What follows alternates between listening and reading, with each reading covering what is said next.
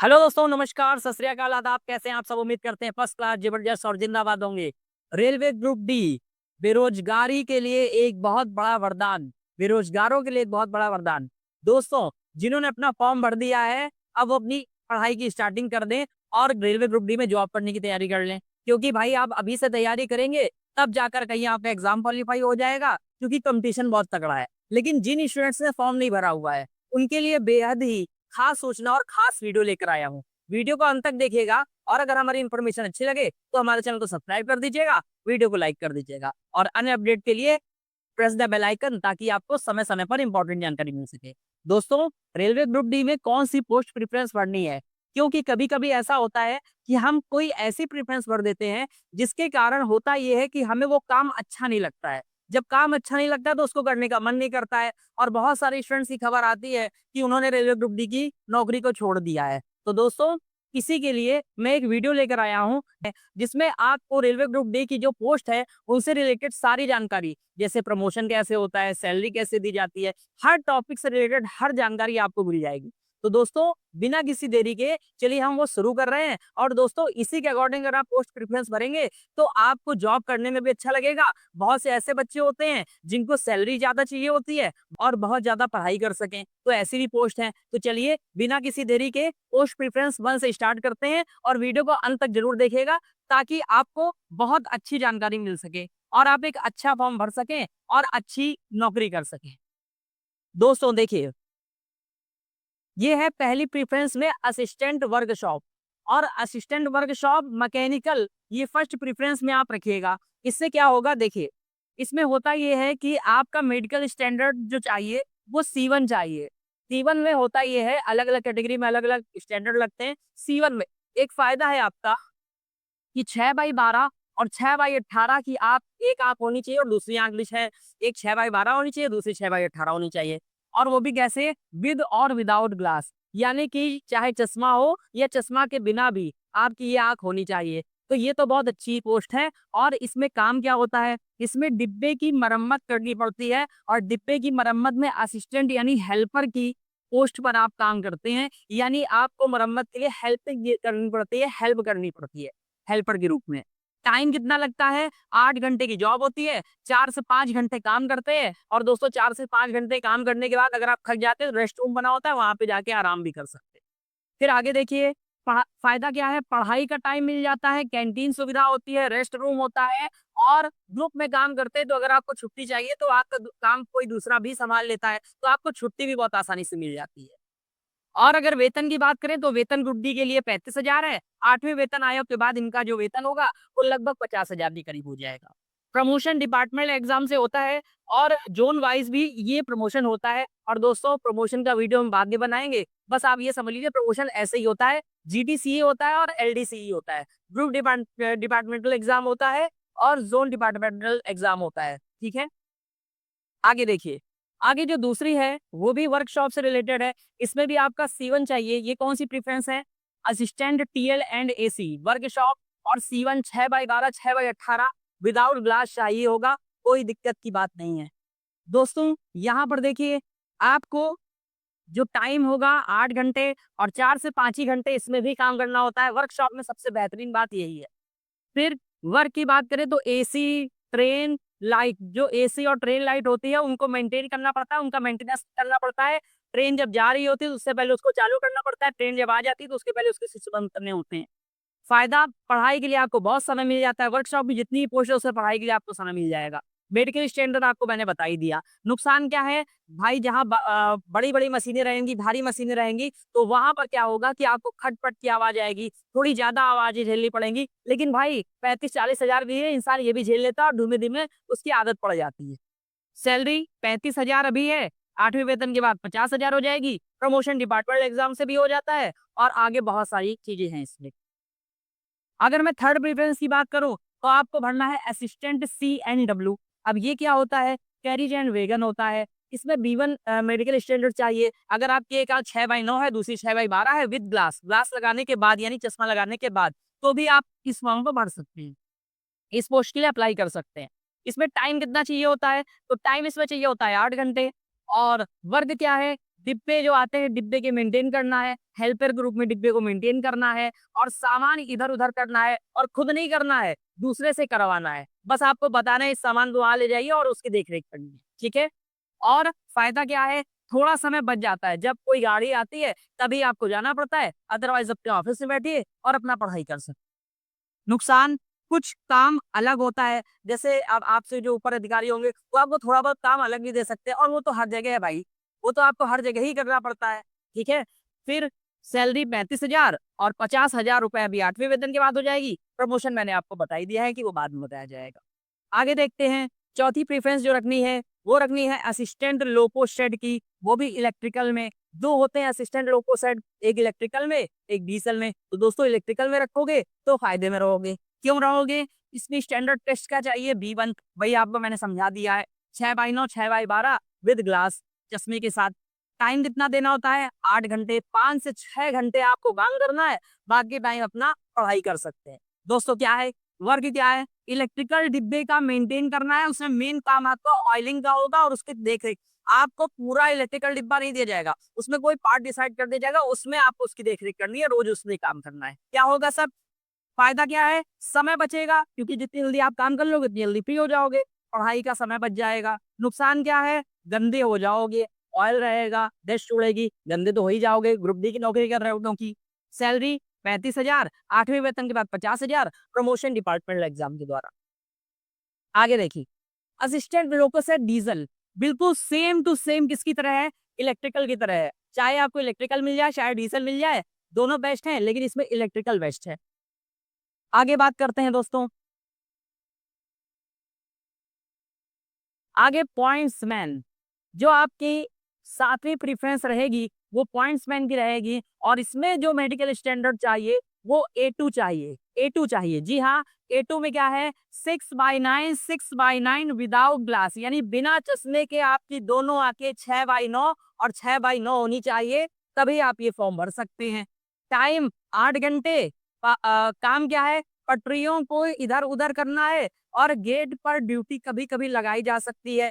फ़ायदा क्या है? प्रमोशन बहुत जल्दी मिलता है और नुकसान क्या है? थोड़ा-सा हार्ड वर्क करना पड़ता है। जब आप शंटिंग करते हैं, थोड़ा बहुत इधर-उधर करते हैं, तो जब पटरियों को एक-दूसरे में जोड़ते हैं, तो उसके लिए आपको एक मशीन चलानी पड़ती है। बस यही आपका काम है और सैलरी 35,000 और 50,000 8वीं वेतन के बाद प्रमोशन आपका डिपार्टमेंटल एग्ज़ाम और किसी अन्य चीज़ से भी हो सकता है क्योंकि इसमें प्रमोशन बहुत जल्दी है। तो 8वें नंबर की जो पोस्ट है वो है असिस्टेंट टीएल एंड एसी। आपने ये पोस्ट पहले भी देख रखी है, assistant TL and AC workshop की। लेकिन ये जो पोस्ट है ये है टीएल एंड एसी, टीएल मतलब ट्रेन लाइट, एसी मतलब एयर कंडीशनर। इसमें जो चाहिए ये बी1 सी1 चाहिए। 2 पोस्ट होंगी इसमें 6/9 6/12 और 6/12 6/18 यानी बिना चश्मे के या चश्मे के साथ भी आपकी एक आँख 6/9 6/12 या 6/12 और दूसरी 6/18 होनी चाहिए।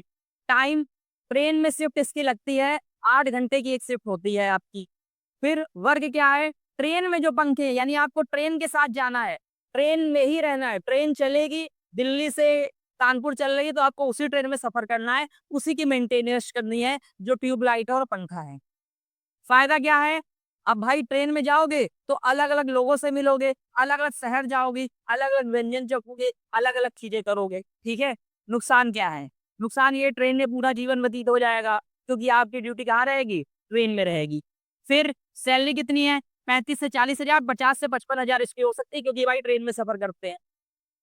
प्रमोशन आपको बता ही दिया डिपार्टमेंट एग्ज़ाम के द्वारा होगा। अगला देखिए, अगला जो 9वें नंबर की जो पोस्ट है, 9वें नंबर में आपको क्या रखना है? असिस्टेंट सिग्नल एंड टेलीकॉम यानी S&T इसमें भी B1 C1 चाहिए। B1 C1 मैंने आपको समझा दिया 6/9 6/12 6/18 टाइम 8 से 9 घंटे। वर्क क्या है इसमें टेक्नीशियन जो होगा उसकी हेल्प करनी है। सिग्नल मेंटेन का इंपॉर्टेंट काम है यानी आपको सिग्नल जब रेड येलो इनका मेंटेनेंस करना होता है। फ़ायदा क्या है? सिग्नल जब फ़ेल होगा तभी आपको जाना है और नुकसान क्या है? आपकी कभी-कभी नाइट ड्यूटी भी लगाई जा सकती है। अगर आपकी शिफ्ट नाइट में है तो 12 बजा हो, 1 बजा हो, 3 बजा हो, जैसे ही फेल्योर होगा आपको तब जाना पड़ेगा।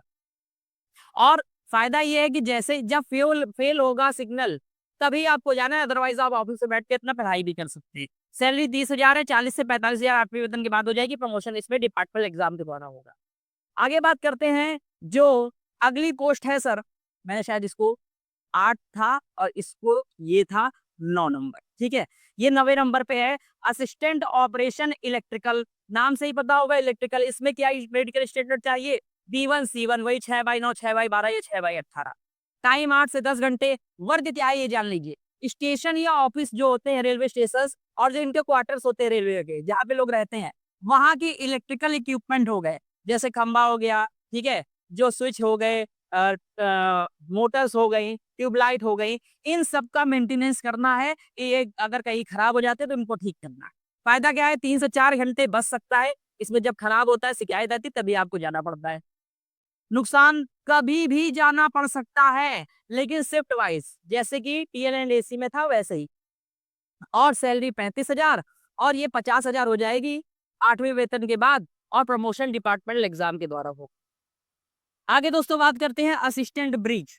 असिस्टेंट ब्रिज की बात करें तो इसमें B1 चाहिए 6/9 6/12, एक आंख 6/9 एक 6/12, और दोस्तों चश्मे के साथ। टाइम 8 घंटे, लेकिन ये टारगेट बेस होता है, यानी टारगेट मिल जाता है कि भाई मुझे इस ब्रिज को सही करना है, अब तुम उसे 2 घंटे में सही कर दो, 5 घंटे में सही कर दो, चाहे 10 घंटे में सही कर दो।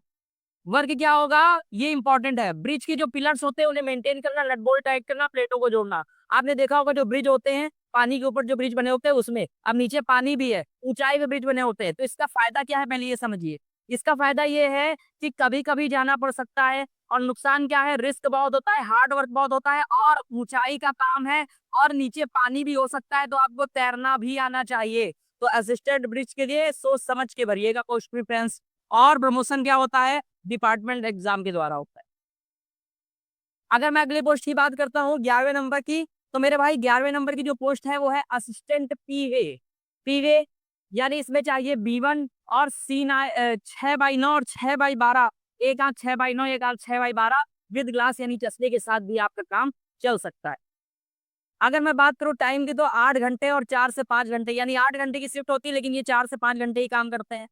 काम क्या है, पटरियों पर होल करना, प्लेटों को जोड़ना। मशीनें आती है, उनके जरिए प्लेटों को उसमें ट्रेन में पटरियों में होल किया जाता है और उन प्लेटों को जोड़ा जाता है, नट बोल्ट से टाइट किया जाता है। फायदा क्या होगा, आपको हेल्पर के रूप में काम करना है। नुकसान क्या है, हार्ड वर्क होता है और भारी मशीनों को उठाकर इधर उधर जाना पड़ता है। एक स्टेशन आपको दे दिया था, उसी से रिलेटेड आपको काम करना होता है। आगे सैलरी 35,000 है, 50,000 तक जा सकती है। प्रमोशन आपका डिपार्टमेंटल एग्जाम के द्वारा होगा। और जो अगली पोस्ट आ रही है वो आ रही है असिस्टेंट ट्रैक मशीन। मेरे भाई आपने बहुत बड़ी बड़ी मशीनें देखी होगी, उसे ट्रैक मशीन कहते हैं। वहां पर एक आपका जेई रहता है और 3-4 खलासी रहते हैं, आप भी उनके हेल्पर के रूप में रहते हैं, और वो आपको बता देते हैं कि इस ट्रैक मशीन पर चलना है। क्या फायदा होता है मेरे भाई, टाइम 9 से 5 का काम है, डे ड्यूटी होती है इसकी, दिन ड्यूटी लगती है। वर्क क्या है, मशीन मेंटेन करना, पटरियों का काम करना। जो ट्रैक मेंटेनर नहीं कर पाते हैं भारी भारी काम, वो उस मशीनों के द्वारा किया जाता है, उस मशीनों का रखरखाव करना होता है। फिर फायदा क्या है, कोच में रहना, आपको उस मशीन के साथ एक रेलवे का डिब्बा दे दिया जाएगा। उस रेल के डिब्बे में हर चीज की सुविधा होगी, जैसे होती है एसी वगैरह भी लगा रहेगा, खाने का खर्चा आपको उठाना होगा। और आप ये कह सकते हैं कि आपकी लाइफ के 21 दिन, जी हाँ 21 दिन, क्यों, क्योंकि नुकसान ये है 21 दिन बाहर रहना पड़ता है, 7 दिन आपकी छुट्टी होती है। 21 दिन में कहीं पर भी ट्रेन का पटरियों का ब्लॉकेज हो गया, कुछ भी हो गया, तो आपको वहां पे ट्रैक मशीन के साथ जाना पड़ता है। इसमें फायदा ये रहता है 500 रुपए पर डे के हिसाब से आपको अलाउंस मिलता है। अगर सैलरी के हिसाब से देखा जाए तो इसकी सैलरी 40,000 के करीब होती है, और इसकी सैलरी 8वें वेतन आयोग में 55 से 60,000 हो जाएगी। अगर दोस्तों आपको सैलरी कमाने का शौक है और आपको ये नहीं है कि हम बाहर रहे अंदर रहे कहीं कोई फर्क नहीं पड़ता है, तो दोस्तों आपको ये प्रेफरेंस पहले रख देना चाहिए, और डिपार्टमेंटल एग्जाम के द्वारा इसका प्रमोशन होता है। और आखिरी है अभी 13वीं जो है वो है असिस्टेंट टीआरडी। इसमें B1 चाहिए, एक आंख 6/9 6/12 विदाउट ग्लास, और टाइम 8 से 6 बजे तक, रात में 8 बजे से 6 बजे तक। और जो वर्क है मतलब दिन में 8 से लेकर शाम को 6 बजे तक जो वर्क है, वायर का मेंटेनेंस करना पड़ता है। दोस्तों खंबे होते हैं, आपने देखा होगा, ट्रेन होती है, ट्रेन में ऊपर करके लूप बना होता है, वो लूप तारों से सट करके चल रहा होता है, तो उन वायर्स का मेंटेनेंस करना पड़ता है, उस लूप का मेंटेनेंस करना पड़ता है। ठीक है, यही काम होता है असिस्टेंट टीआरडी का। और फायदा क्या है, कभी कभी काम आता है, क्योंकि दोस्तों बहुत सारे लोग रहते हैं, और आपका एक लिमिटेड, आपका एक एरिया बटा होता है, उसमें आपको काम करना। नुकसान क्या है भाई साहब, ऊंचाई ऊंचाई में जाना पड़ता है, ऊपर खड़े होकर आपने देखा होगा कि ईसा के लोग कैसे काम करते हैं, एक मशीन जेसीबी लगा दी जाती है, उसमें ऊंचाई में बैठ के काम कर रहे हैं, या ट्रेन के डिब्बे के ऊपर खड़े होकर काम कर रहे हैं। और जो सबसे ज्यादा नुकसान है वो ये है कि तारों का मेंटेनेंस करना पड़ता है, जिससे 25,000 वोल्ट का करंट आता है। लेकिन अब सीधी सी बात है, अगर ऐसा होता तो हर कोई 25,000 वोल्ट पे चिपक नहीं जाता। उसके पहले उसको पूरी सुविधा से, पूरी सावधानी से बंद कर दिया जाता है। लेकिन दोस्तों, जिसको फोबिया होता है वो डरता तो है ही, ठीक है। ऊंचाई से किसी को डर लगता है, किसी को बिजली के तारों से डर लगता है। और सैलरी कितनी है? 35,000 है, और 50,000 इसकी हो सकती है, प्रमोशन डिपार्टमेंटल एग्जाम के द्वारा होता है। और सबसे आखिरी जो पोस्ट आ रही है, बेहद ही खतरनाक, बेहद ही हार्ड वर्किंग और बेहद ही सबसे लास्ट में रखने वाली दोस्तों, वो है असिस्टेंट ट्रैक मेंटेनर। और यहाँ पर इनके लिए चाहिए B1 6x9 6x12 without glass, time 8 से 12 घंटे, वर्क पटरियों पर कंकड़ पत्थर पशु मेंटेन, यही पटरियों का मेंटेनेंस करना है, और जो जानवर वगैरह मर जाते हैं उनको भी हटाना है, कंकड़ पत्थर को सेट करना है। और फायदा इसमें कुछ भी नहीं है। नुकसान क्या है? कड़ी धूप हो, भारी बारिश हो, चाहे दिन हो या रात हो, आपको जाना पड़ेगा। हालांकि इनकी ड्यूटी शिफ्ट वाइज लगाई जाती। फिर सैलरी 35,000 है, 50,000 के करीब इनकी आखिरी वेतन एतवार बन जाएगी, और इनका प्रमोशन डिपार्टमेंटल एग्जाम के द्वारा होगा। दोस्तों, ये थी रेलवे ग्रुप डी की पोस्ट प्रेफरेंस। गर्ल्स के लिए भी यही रहेगी और बॉयज के लिए भी यही रहेगी। गर्ल्स के लिए ही सबसे ऊपर वाली वर्कशॉप वाली सबसे इंपॉर्टेंट है, और बॉयज के लिए भी है। अगर आप पढ़ाई के हिसाब से करना चाहते हैं तो आप ये अप्लाई कर सकते हैं। अगर आपको सैलरी चाहिए तो आप पोस्ट प्रेफरेंस को ऊपर नीचे कर सकते हैं। अगर आपका मेडिकल स्टैंडर्ड जैसा भी है, आप उसके हिसाब से इसे लगा सकते हैं। दोस्तों, बहुत ही जल्द हम एक नए वीडियो और एक बहुत ही अच्छी जानकारी के साथ हम आपसे जुड़ेंगे। अगर आपको हमारे द्वारा बनाया हुआ वीडियो पसंद आ रहा है, प्लीज हमारे चैनल को लाइक कर दीजिए और सब्सक्राइब कर दीजिए। धन्यवाद, नमस्कार।